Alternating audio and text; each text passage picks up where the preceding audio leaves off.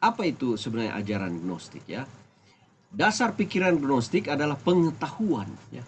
Jadi bukanlah firman Tuhan sebagai sumber kebenaran dan firman Tuhan, sumber hikmat, akal budi dan kepintaran, pengetahuan harus disesuaikan dengan ini. Tapi pikiran menjadi sumber. Jadi kalau Alkitab tidak sesuai dengan pengetahuan mereka, pikiran Alkitab harus disesuaikan. Bahkan mereka harus menggunakan ajaran mereka,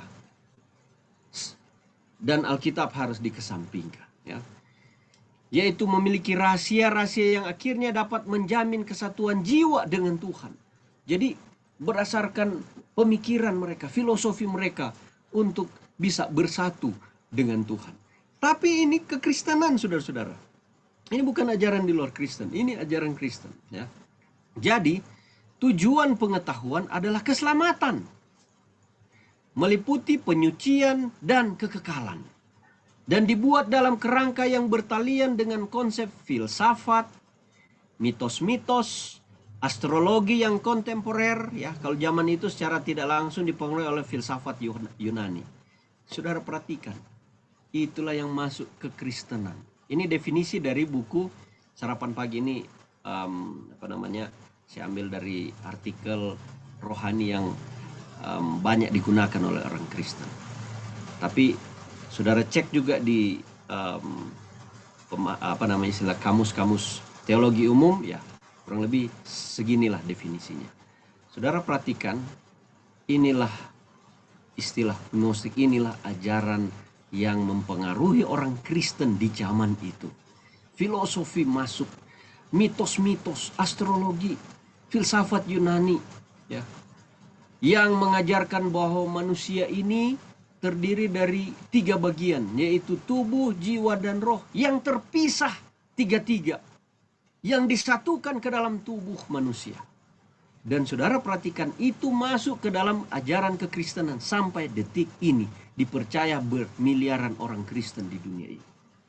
Ini dimulai dari ajaran ini, bahwa tubuh ini berdosa, jahat, fisik ya, sehingga jiwa yang ada di dalam kalau mati, maka fisik ini akan tinggal dan jiwa itu akan keluar.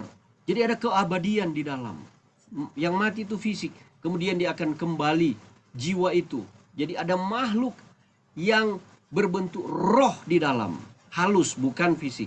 Dia akan keluar kalau mati dan kembali pergi ke surga katanya. Kalau dia hidup suci, ya itulah pemahaman penyucian.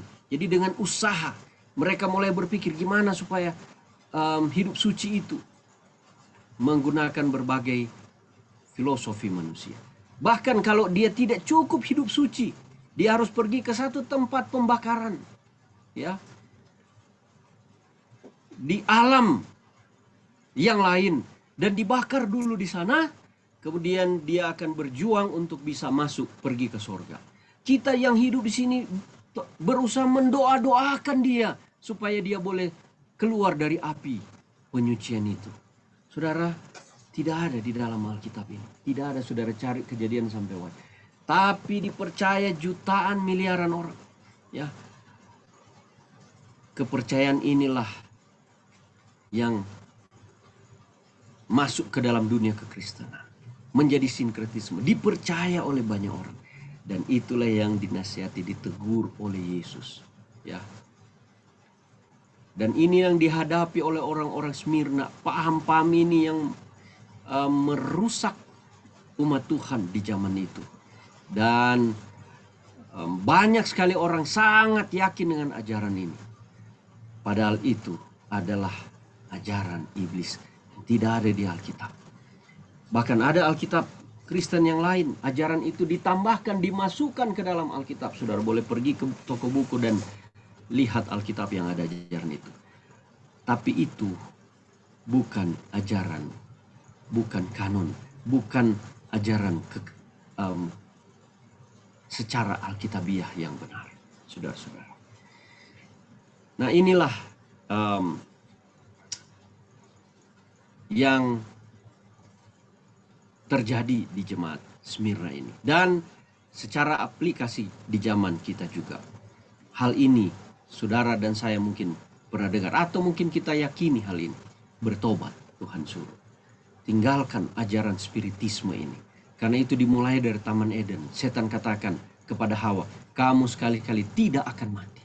Yesus bilang, kamu akan mati. Mati ya tidak tahu apa-apa. Ya. Nanti Yesus mati bagi Adam dan Hawa atau orang-orang berdosa. Keselamatan diberikan. Barulah ketika Yesus datang kedua kali, dia membangkitkan orang mati. 1 Tesalonika pasal 4, saudara boleh baca di sana, ya. Mulai dari ayat 13, 14, 15 dan seterusnya.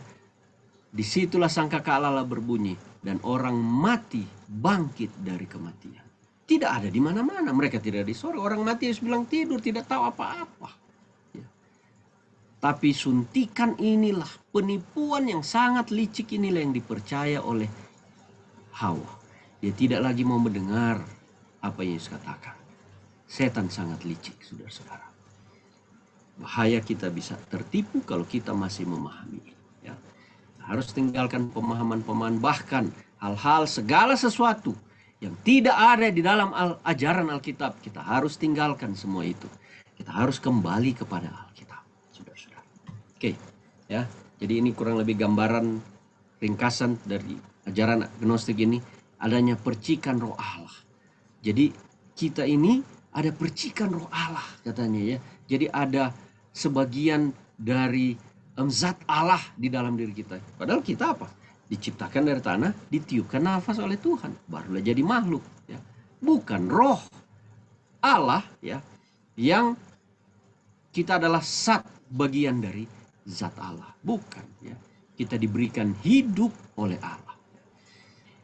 Kemudian kita ada percaya, ajaran Gnostik ini percaya dualisme yang saya sebutkan tadi, ya, tentang tubuh ini berdosa, fisik kita berdosa, dan jiwa ini suci baik, sehingga ini harus keluar dari dalam. Ini adalah ajaran-ajaran dari apa?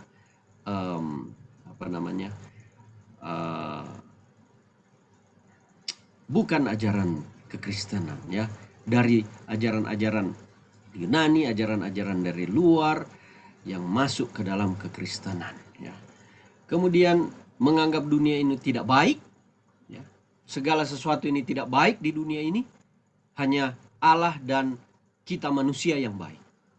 Padahal Allah ciptakan dunia ini. Kita boleh melihat karya ciptaan yang begitu baik di dunia, manusia yang merusakkan, ya. Dan memang setan juga memperdaya manusia sehingga merusak dunia ini, ya.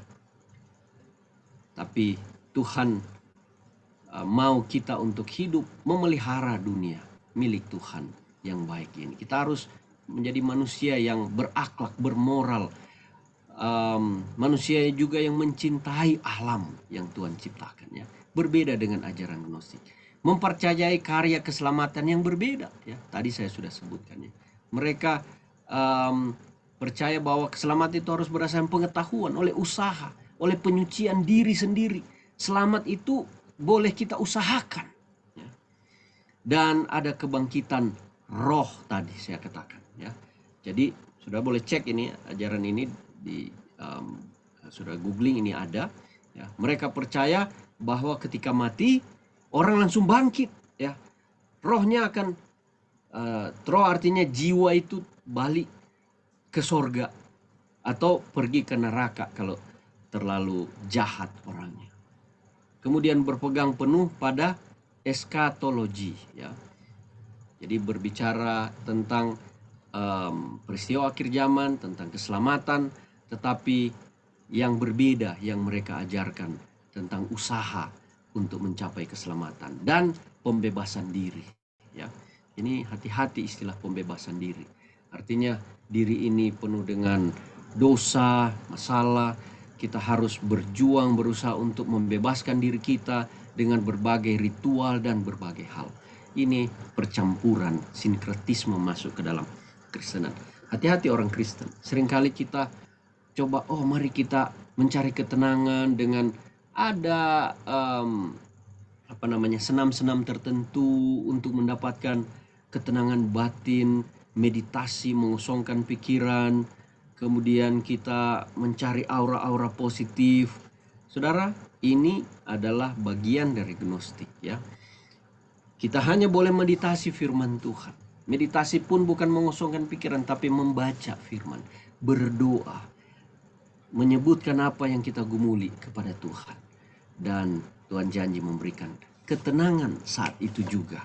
Ya, bukan harus mencari Allah yang transenden itu yang sangat jauh kemana, kemudian kita bermeditasi berjam-jam untuk mengosongkan pikiran dan mencari kuasa. Tidak seperti itu ajaran Tuhan. Tuhan katakan, mintalah maka kamu akan diberikan. Ya, berdoalah karena Tuhan hanya sejauh doa. Tuhan menjawab doa orang-orang percaya. Kalau kita menyerahkan segala pergumulan kita, Tuhan akan mengangkat. Ya. Di orang Kristen sebenarnya tidak ada yang stres. Tidak harus perlu bertapa, bermeditasi berjam-jam. Karena Tuhan bilang percaya kepada Tuhan. Kalau engkau punya masalah, bedakan antara masalah dan stres. Ya, tidak ada orang yang tidak punya masalah. Tapi tidak perlu stres. Kenapa? Karena kita punya Tuhan yang lebih besar dari masalah. Amin. Kita serahkan kepada Tuhan. Beban kita seberat apapun, Yesus bilang jangan pikul sendiri. Serahkan, lemparkan kepada aku kalau terlalu berat.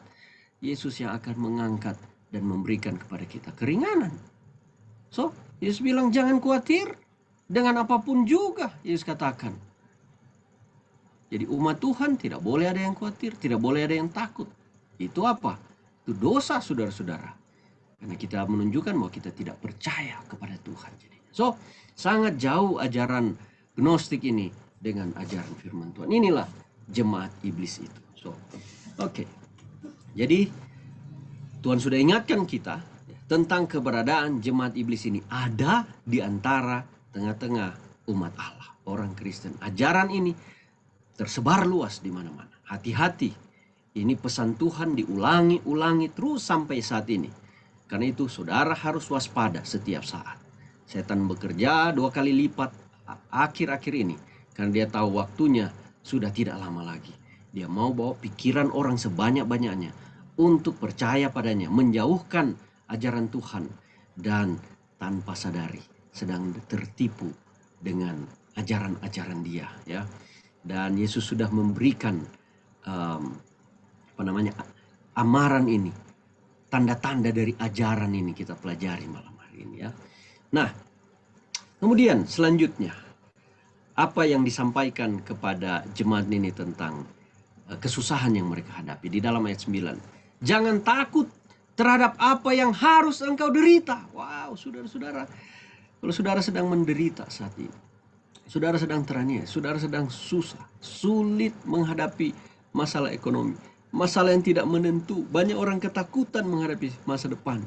Saudara, umat Tuhan tidak akan ada khawatir, tidak akan takut menghadapi masa depan, penderitaan. Kenapa? Karena kita bersama dengan Tuhan. Tuhan sudah beritahu masalah ini sebelumnya, sehingga kita tidak perlu khawatir. Yesus katakan, sesungguhnya iblis akan melemparkan beberapa orang dari antaramu ke dalam penjara supaya kamu dicobai dan kamu akan memperoleh kesusahan selama 10 hari. Itu memang betul-betul terjadi kepada mereka, jemaat itu, dan mungkin juga akan terjadi kepada kita secara aplikasi. Ini juga secara rohani bisa terjadi kepada kita. Akan menghadapi ini. Mungkin Tuhan izinkan beberapa dari kita menghadapi martir, ya. Tidak perlu takut, Tuhan bilang. Hendaklah engkau setia sampai mati. Yesus izinkan ada yang mati, saudara-saudara. Tapi jangan khawatir, Yesus bilang, ya. Tidak perlu takut. Dan aku akan mengaruniakan kepadamu mahkota kehidupan. Amin.